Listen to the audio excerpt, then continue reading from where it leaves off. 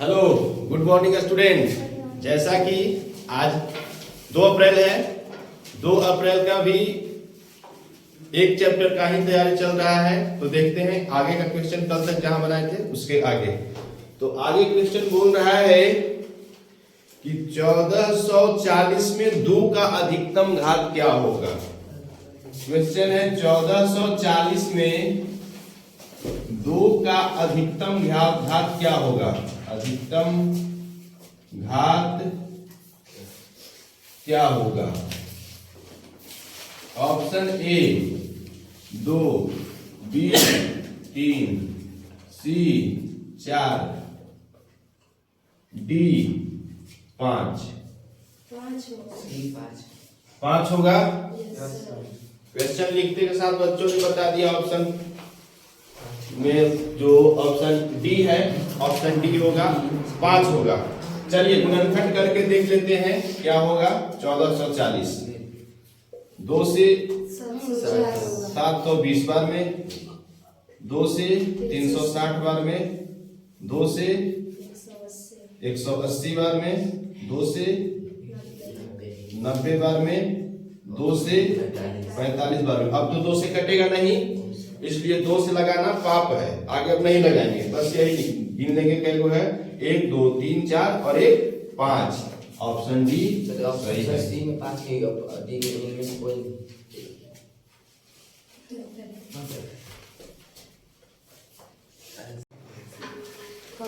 आगे दिया हुआ है निम्नलिखित में कौन परिमेय संख्या है। निम्न में कौन परिमेय संख्या है। ऑप्शन ए √3, ऑप्शन बी 2√2 बटा √2, ऑप्शन सी 4 + √2, ऑप्शन डी √6। क्या होगा, जरा सा दिमाग लगाइए और बताइए। निम्नलिखित में कौन परिमेय संख्या है। 4 + √2 से 5 है ना।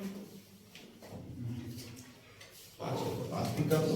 अगर 5 है यहाँ तो 5 सर, बी आंसर है। बी आंसर है। बी आंसर है। हाँ सर।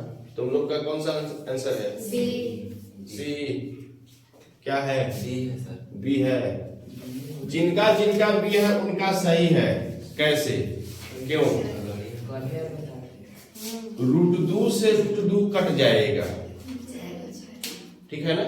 √2 से √2 कट जाएगा, तो ये क्या आया 2 बटा 1। ये p बटा q का फॉर्म है। बाकी कोई नहीं है। कल बता रहे थे परिमेय और अपरिमेय संख्याओं का योग अपरिमेय ही होता है, ठीक है। परिमेय अपरिमेय संख्या का अंतर अपरिमेय संख्या ही होता है, ठीक है। परिमेय और अपरिमेय संख्या का गुणनफल क्या होता है, अपरिमेय होता है। परिमेय और अपरिमेय संख्या का भागफल क्या होता है, अपरिमेय ही होता है। चाहे योग रहे, अंतर रहे, गुणा रहे या भाग रहे, क्या होगा, अपरिमेय संख्या होगा। ये दिया हुआ है अगला, निम्नलिखित में कौन परिमेय संख्या है।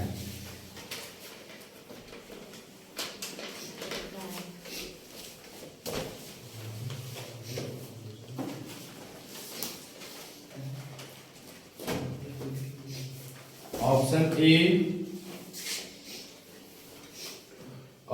ए है √7, बी है √2 बटा √5, सी है √3 बटा √7,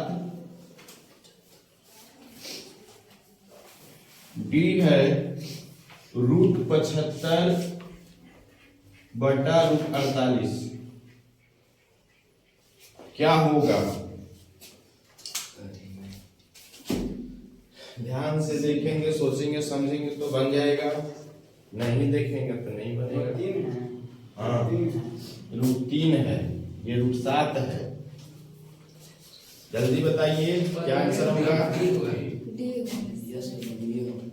डी होगा। कैसे होगा, मान लेते हैं कि आप लोग का कहना एकदम सही है, लेकिन कैसे।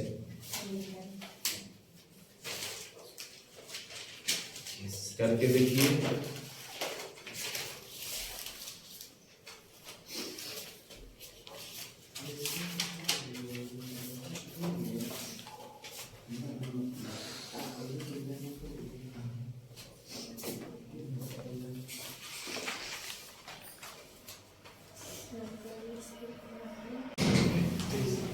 देखिए तो इसका ऑप्शन डी होगा। कैसे? देखो बाबू, ये दोनों संख्या जो है 3 से पहले कटेगा, ठीक है? कटेगा तो काट देंगे। 3 से कटेगा ये 25 बार में, और 3 से कटेगा ये 16 बार में। अब क्या हो गया? रूट 25/16।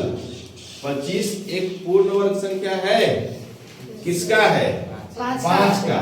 तो यहाँ पे 5 हो जाएगा। 16 एक पूर्ण वर्ग संख्या है, यस किसका है? 4 का। तो 4 p/q के रूप में आ गया ना। यस तो सर। यही 5/4 क्या होगा? परिमेय संख्या हुआ, ठीक है?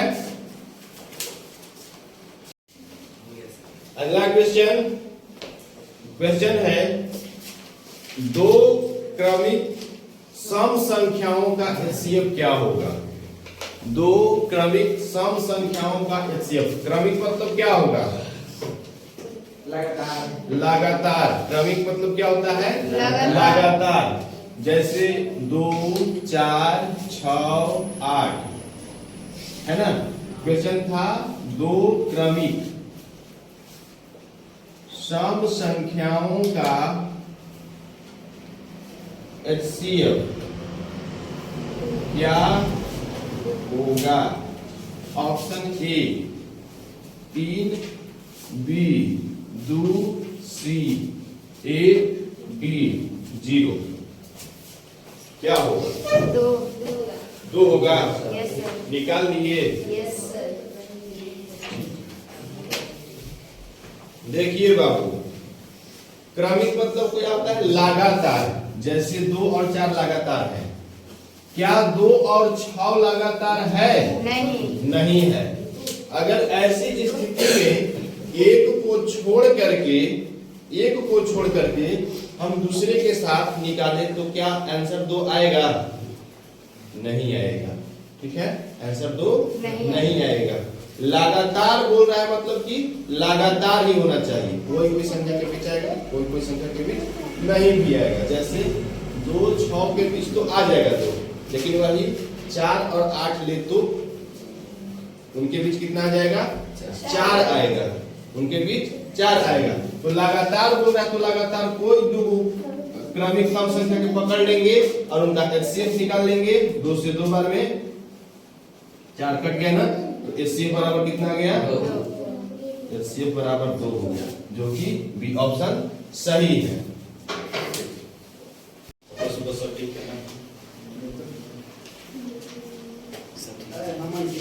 चलो देखो अगला क्वेश्चन बोल रहा है, वृत्ताकार पथ पर 3 धावक। एक वृत्ताकार पथ है, इस पथ पर 3 गो धावक, माने क्या होता है? दौड़ने वाला। 3 गो धावक दौड़ रहे हैं। तो एक चक्कर लगाने में क्रमशः, जब उन लोग दोनों एक चक्कर मारते हैं इस राउंड का, तो 2, 4 और 6 घंटा लगता है। 2, 4 और 6 घंटा लगता है। तो प्रश्न पूछ रहा है कि कितने समय बाद पुनः ये तीनों एक बिंदु पर मिलेंगे। चलिए क्वेश्चन लिख देते हैं। वृत्ताकार पथ पर 3 धावक दौड़ रहे हैं।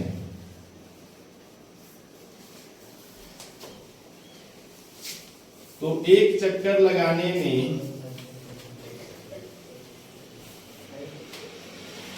एक चक्कर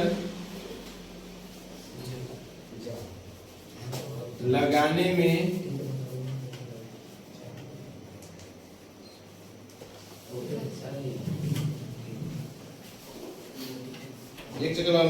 क्रमशः 2, 4, 6 घंटा लगता है। क्रमशः लिखे हैं लगता है। फिर अब जो गलती है कर दीजिए। तो तीनों किस बिंदु पर मिलेंगे? तो तीनों कितने समय बाद एक बिंदु पर मिलेंगे? ऑप्शन ए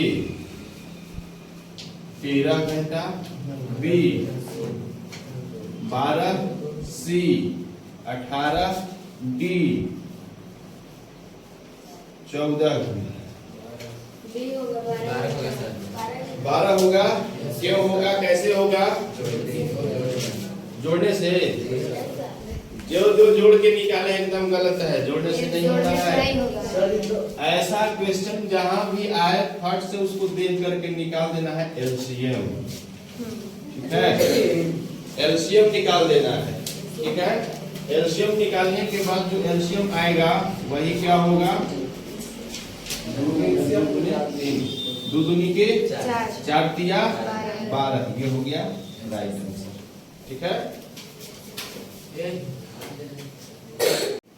अगला क्वेश्चन देखा जाए। भाग लेमा द्वारा ए बराबर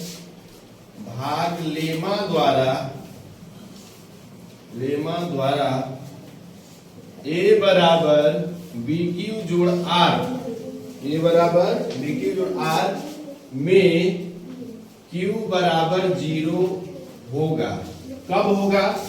ऑप्शन ए दिया हुआ है, जब b बड़ा होगा a से या a छोटा होगा b से, या b में दिया हुआ b बराबर a होगा तब होगा 0, या c में दिया हुआ है कि जब b छोटा होगा a से, कि जब r बराबर होगा 0 के। कब होगा आप लोग बता सकते हो? चलो देखो, ये सब चिन्ह से डर लगता है। जिसके तरफ ये त्रिशूल है, त्रिशूल है, 2 सुई है, नोक है, वो बड़ा है, अब 1 सुई तीर के तो बहुत बढ़िया से तुम लोग जानते होंगे, बहुत बढ़िया से इसको परिचय। ये जो नुकीला भाग है वो क्या है? छोटा का है। तो प्रश्न बोल रहा है कि लेमा द्वारा a बराबर bq प्लस r में q का मान 0 कब होगा? q का मान 0 कब होगा? अच्छा, इसमें भाग लेमा में भाजक कौन है, भागफल कौन है, भाज्य कौन है और शेषफल कौन है? पता चल रहा है। कौन है?